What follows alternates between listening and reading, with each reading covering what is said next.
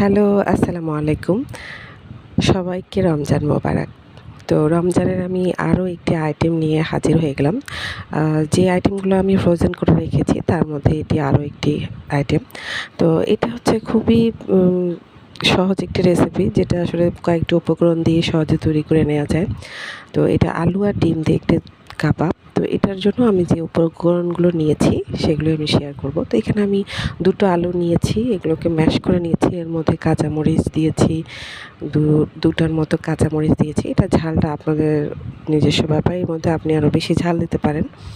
তো আমি এখানে পেঁয়াজ বেরেস্তা দিয়েছি, কাঁচা পেঁয়াজ কুচি দিয়েছি, লবণ দিয়েছি স্বাদ মতো।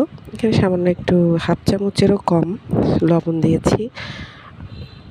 এছাড়াও এখানে আমি মরিচ গুঁড়া দিয়েছি হাফ চামচ হলুদ গুঁড়া, হাফ চামচ জিরার গুঁড়া, হাফ চামচ ধনিয়ার গুঁড়া, আর সাথে 1 চামচ আমি চাট মশলা দিয়েছি। তো চাট মশলা না থাকলে সেক্ষেত্রে আপনারা যে নুডলসের যে মশলা থাকে সেটাও আপনারা ব্যবহার করতে পারেন।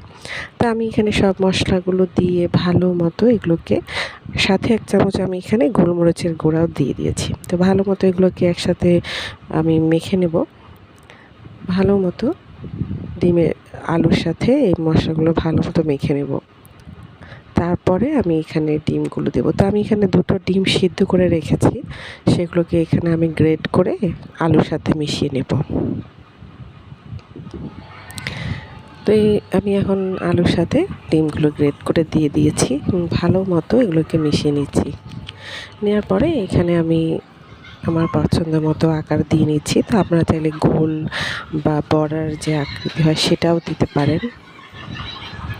তো এখানে আসলে বিভিন্ন আকার দেওয়া যেতে পারে। তো আমি এখানে একটু লম্বাটে সাইজের করে নেব। এগুলোকে ভালো মতো সবগুলো বানিয়ে একটি প্লেটে রেখে দিচ্ছি। তারপরে এখানে আমি একটি বাটিতে 2 চামচ আটা নেব, তার মধ্যে হাফ চামচেরও কম গোলমরিচের গুঁড়া, একটু লবণ দিয়ে মিশিয়ে একটা মিশ্রণ তৈরি করে নেব। তো মিশ্রণটা খুব বেশি পাতলা না আবার ঘনও না, এরকম একটা মিশ্রণ।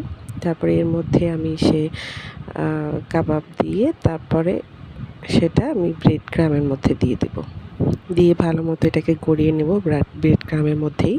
ভালো মতো গড়িয়ে নেওয়ার পরে এখন আমি যেহেতু এগুলো ফ্রোজেন করব, তো এই অবস্থাতেই আমি এগুলোকে এয়ারটাইট বক্সে সংরক্ষণ করব। অবশ্য আমি কিছু ভেজেও নিয়েছি আমার ছোট বাবুদের জন্য, তা আমি আপনাদের ভেজেও দেখিয়ে দিচ্ছি। তো সবগুলো আমার এখানে তৈরি করা হয়ে গেছে, এখন আমি ভেজে নেব।